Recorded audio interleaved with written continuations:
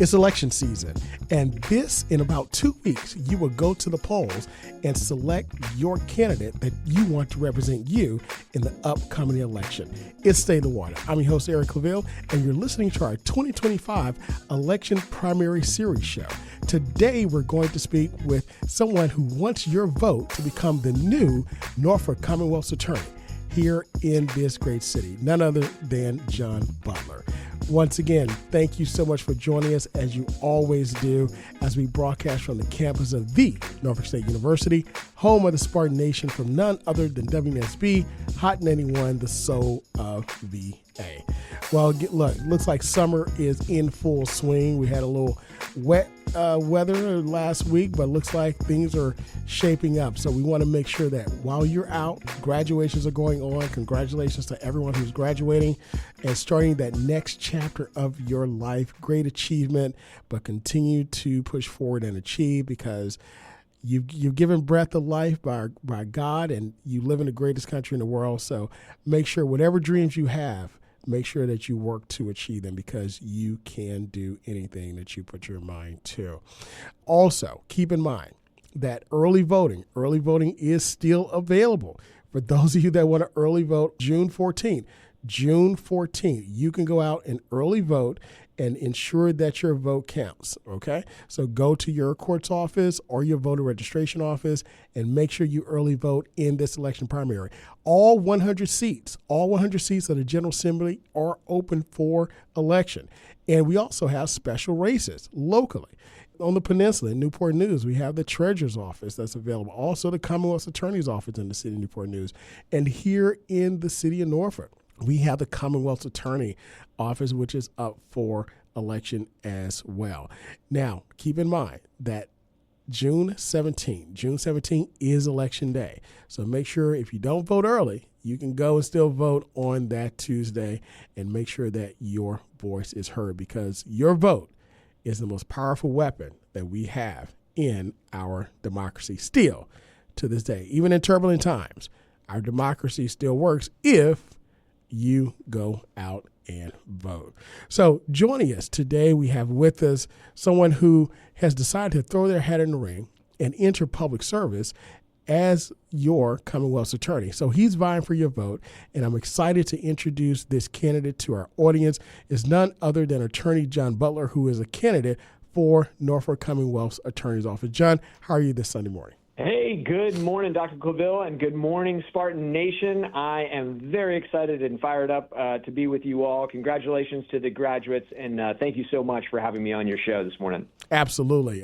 Listen, we've actually had a chance to talk, and we met several months ago, and I got a chance to get to know you and get to know your career and how you've gotten to this point where you say, you know what? I think I want to take it to the level of representing the people of the city of Norfolk. So what I want to do, I want to give you an opportunity. I think it's a fascinating career. Give you an opportunity to talk about your background and your career in law. Yeah, great. Thank you so much. Well, look, I'm a lifelong Democrat. I'm a lifelong Virginian, and I am a lifelong public servant. I am a man of faith. I've been focused on social justice since I was a young man and being a man for others. And I think it would be helpful for the audience to just sort of understand not just, where I went to school, but sort of my formation as a young person. So I kind of go back a few decades here and, tell you all, I'm from a large Irish Catholic family, and my father was one of 6. My mother was one of 5. And when my dad was about 11 years old, he lost his father. His father was just 41 years old and died of a heart attack. And so, seeing his single mother raising 6 kids, including 2 sets of twins, he thought he would do the good thing. And at age 13, he hopped on a bus and went to Little Rock, Arkansas to join a seminary. And, thankfully, years later, he met my mother. So that's good for me and my sisters, right? But, he continued to pursue, his devotion to his faith, and he worked, he fought for civil rights. He worked with legends like Bayard Rustin, who orchestrated the 1963 March on Washington, where Dr. King gave the I Have a Dream speech. And he spent his career in social justice. And I start my introduction by telling you that because I think it's important to understand that, number one, he's my hero, but two, he has shaped my outlook on the world. And so very early on, the seeds were planted in me to want to live a life, devoted to serving others and being engaged in public service. Awesome. You talk about public service and engaging and serving others, but part of that is also, as you mentioned, your military career.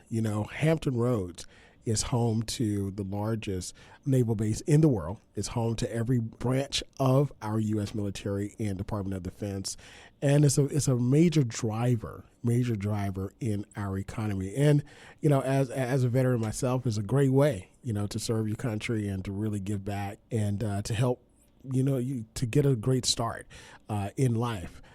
Tell us about your time in the Navy and how that helped to shape you.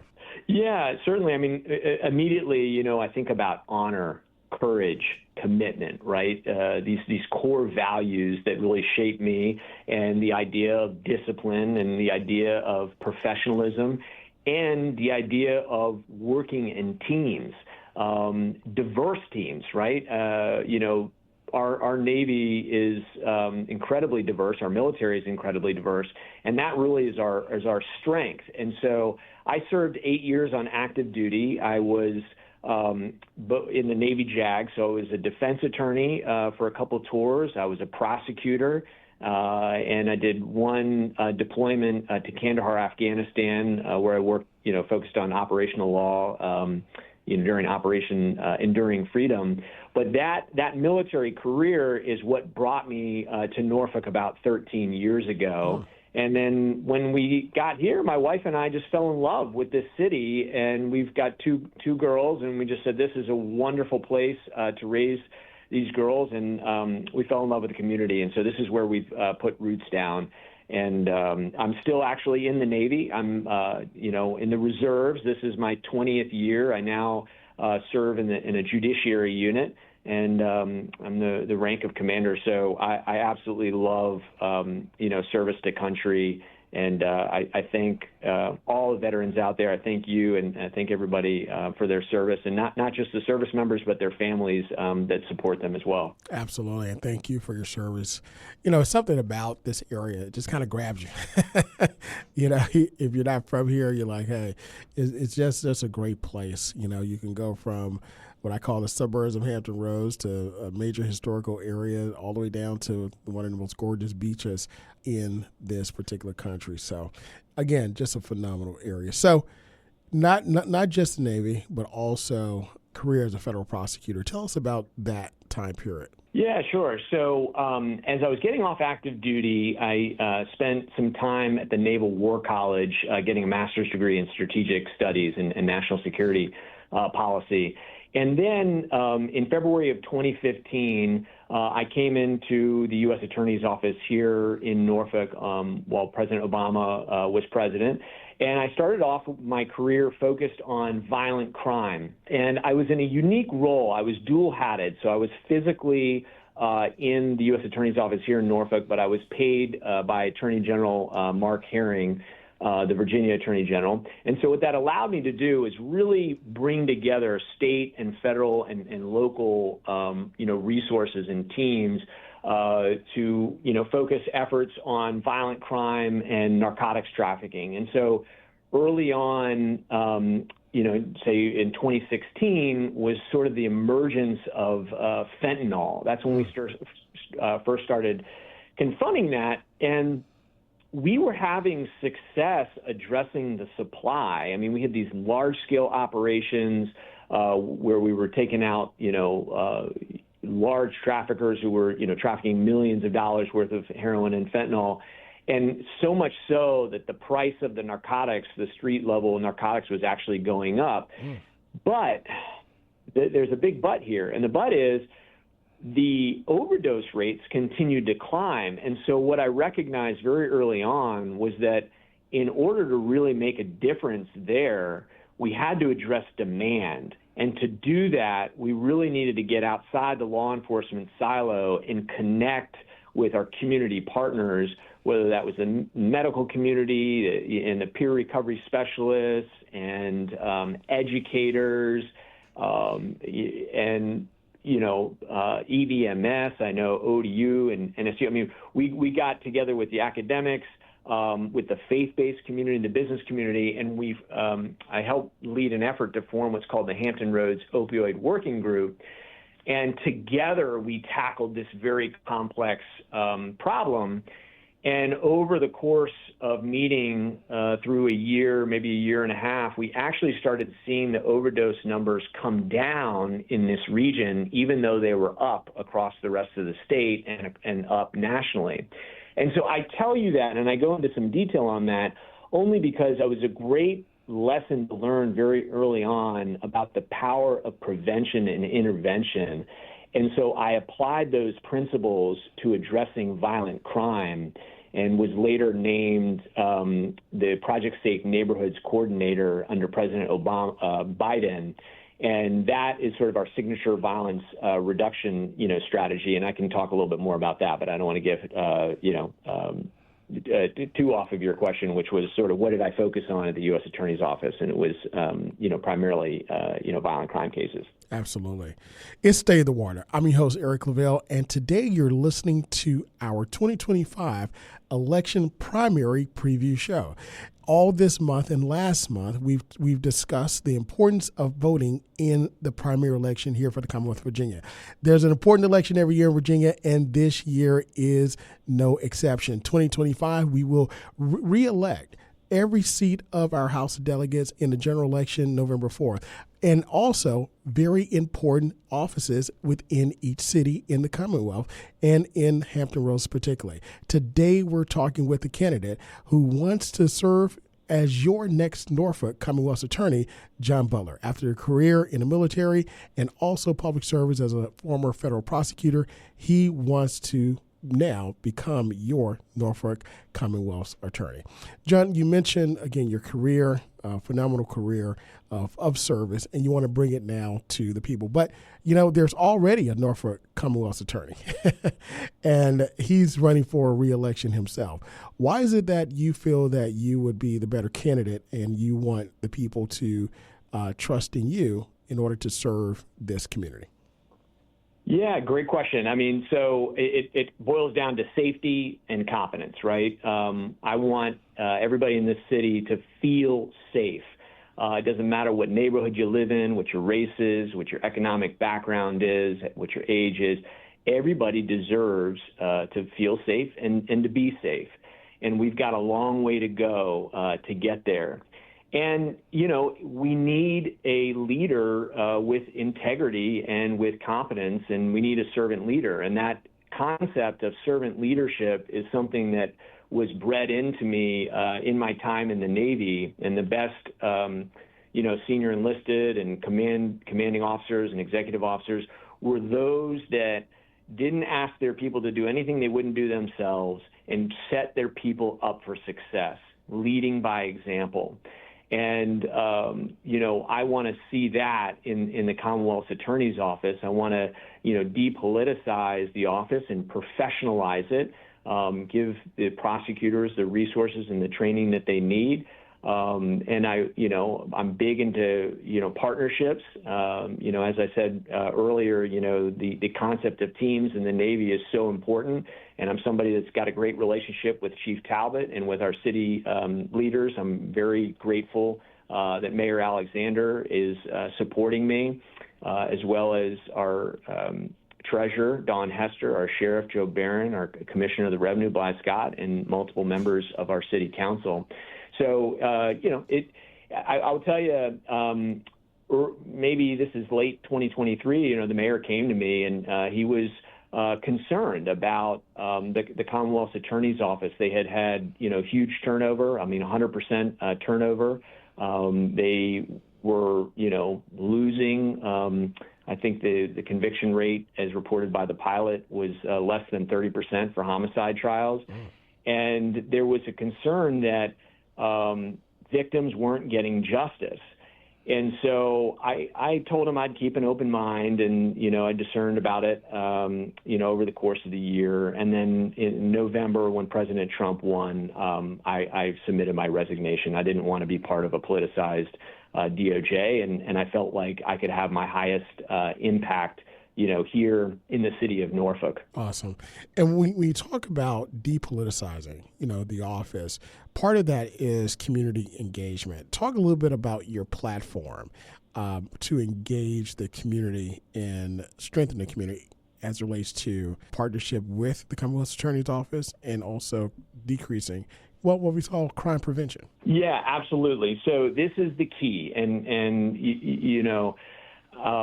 The key is, you have to be a competent and effective prosecutor, but when you're doing that, what you're really doing is just reacting to crime that's already happened. So in order to really drive the crime down, you've got to focus on prevention and intervention. And I have a track record of actually doing that work. And so I talked a little bit earlier about the Hampton Roads Opioid Working Group and sort of the principles that I, learned about the importance of, building community partnerships. Well, we applied that when I was the coordinator for Project Safe Neighborhoods for the Eastern District of Virginia. Mm-hmm. And I'll give you one example of something that was just incredibly effective. Outside of Richmond is a small town called Hopewell. It's near Petersburg, and it is one of these towns that's hit particularly hard with violent crime. And so what we did is we funded some outreach workers and did what we call a shoot review. And so every time there was a shooting, we had a team, and it may be comprised of a pastor or a high school coach or someone known to the victim. And they would meet with the victim, express, their sorrow for what had happened, but they would implore them not to retaliate. And it wasn't a one-time touch. It became part of a case management system where they would be followed up with in the weeks and the months that followed. And if there wasn't an identifiable victim, then we would do a peace walk in the neighborhood where a shooting took place. But where there was a victim, they would be followed up with. Well, anyway, over the course of implementing this over a year, violent crime in Hopewell dropped by more than 60%. And that's the kind of programming and that's the kind of, intervention that's, really essential in driving down the crime. And so as a platform, that is first and foremost, my absolute, priority is to really address the root causes that are driving violence in the first place. And you can't do that just being, reacting to crime. That you do that by getting together with, public health experts and so the social service, department and faith-based leaders and other community leaders to get out there and get to people before, issues arise. Absolutely. So depoliticizing the office, community intervention programs, and then you mentioned in your platform creating and strengthening partnerships in Norfolk. What partnerships do, of course you mentioned a few endorsements that you have. What partnerships do you believe are very important to the Commonwealth Attorney's Office and the work that you would effectuate with your other two campaign platforms? Yeah, I mean, what comes to mind immediately is, members in, on the school board and the faith-based community, because when I first came in to the U.S. Attorney's Office in 2015 as part of the Project Safe Neighborhoods grant, there was an outreach worker assigned with me. And she says, okay, what kind of outreach can I do? Would you like me to go to the high schools and talk to the high school students? And I said, yeah, okay, that sounds reasonable. Please do that. Talk to them about the dangers of gangs, the dangers of guns. And she came back and she said, it's too late.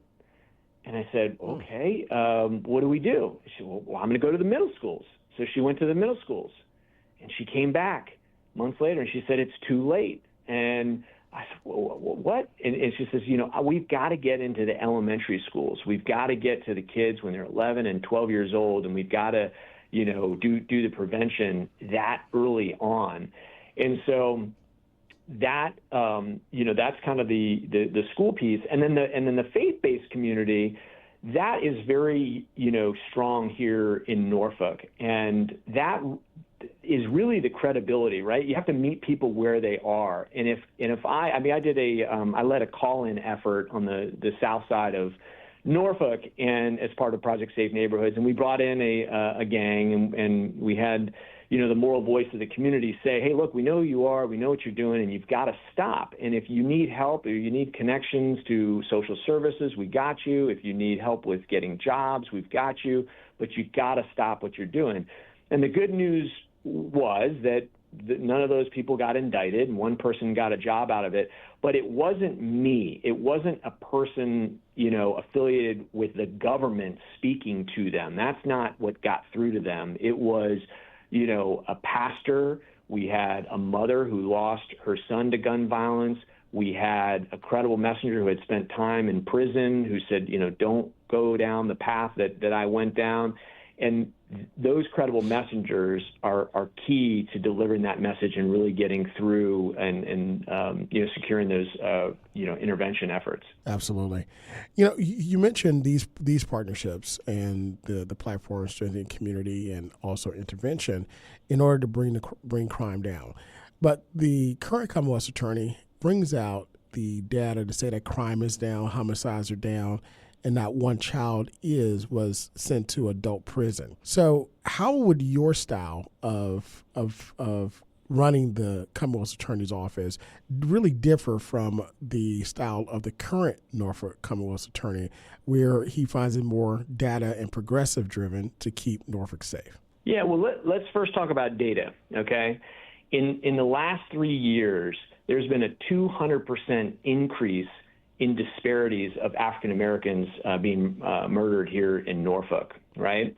And if you take 2022, which is what he's doing when he reports the data that he reports, but in 2022 we experienced a 30-year high in crime, and Norfolk's homicide rate ranked 8th worst in the nation, right? So we are not down historically. And there's 3 objective, indicators that would suggest we've got a long way to go before people feel safe again.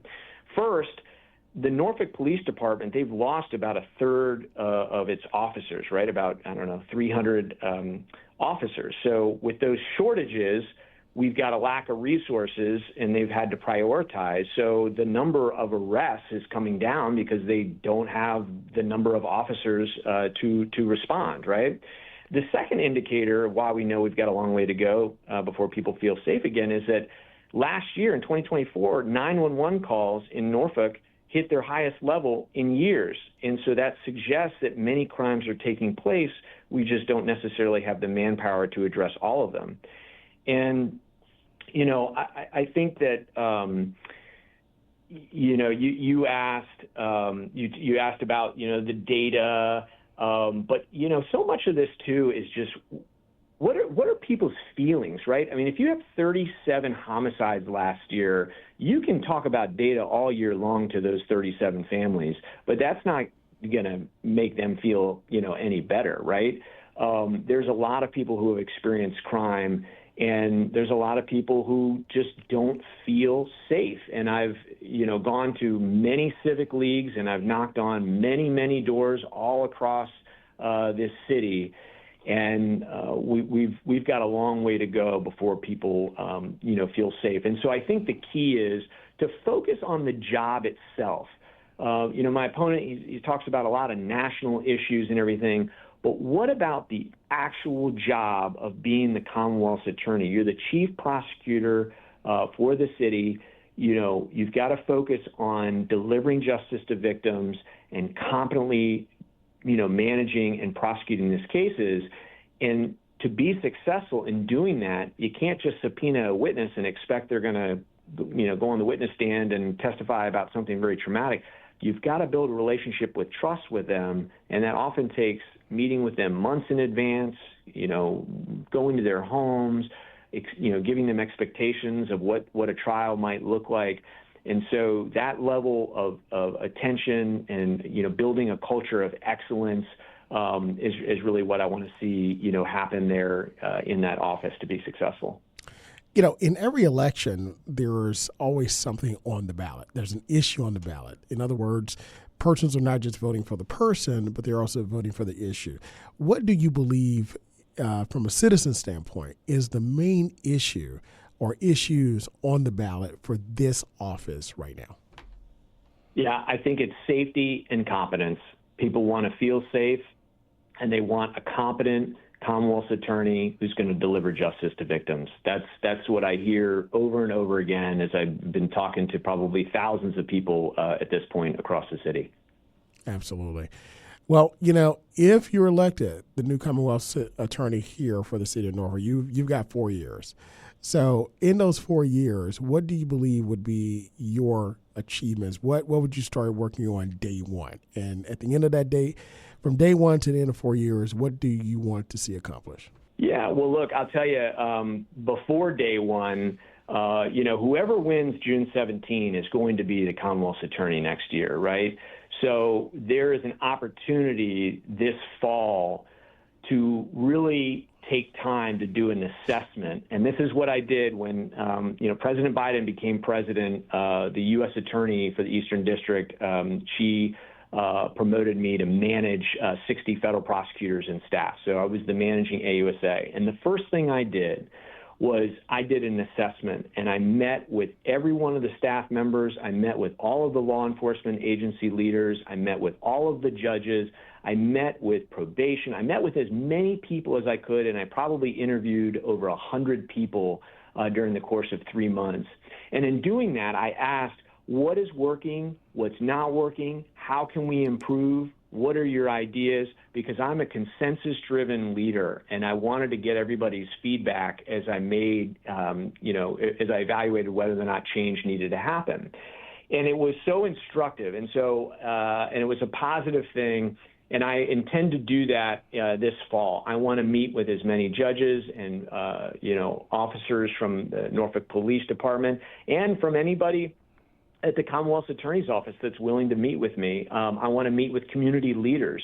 I want to get a real sense before day one of what is working and what we can improve upon. And then, getting into, the office itself, I want to really focus on the prevention and intervention program. We've had some progress. The city just hired a consultant to lead some community violence intervention efforts. So I'm really excited to be part of that, movement and really build that program up. And it takes leaders. It takes, not just the city to invest, but it takes leaders to get behind that. And I'm definitely going to be, one of those leaders. And then the other thing, that I'd say is being present.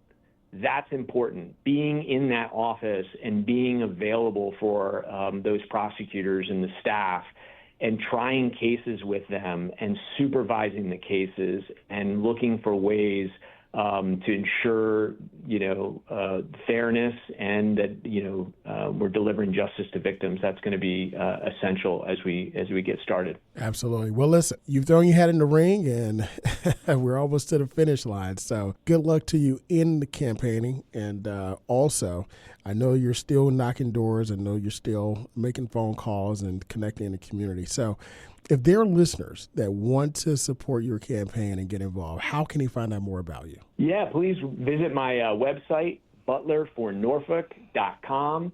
And there's a tab there. If you want to volunteer, you want to get involved, please do that.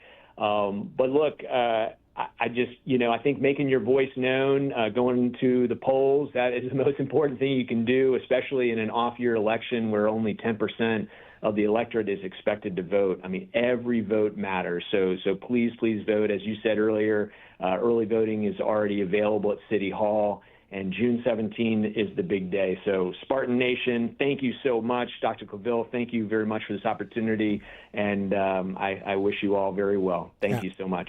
Thank you so much as well. Good luck to you. Attorney John Butler, running to be your next Norfolk Commonwealth attorney in this upcoming election. Remember, early voting is still available June 14th, and you can vote on the day of the election, June 17th, in order to make your voice heard. This has been State of the Water, where we bring movers, shakers, and policymakers to you to address issues important to the community.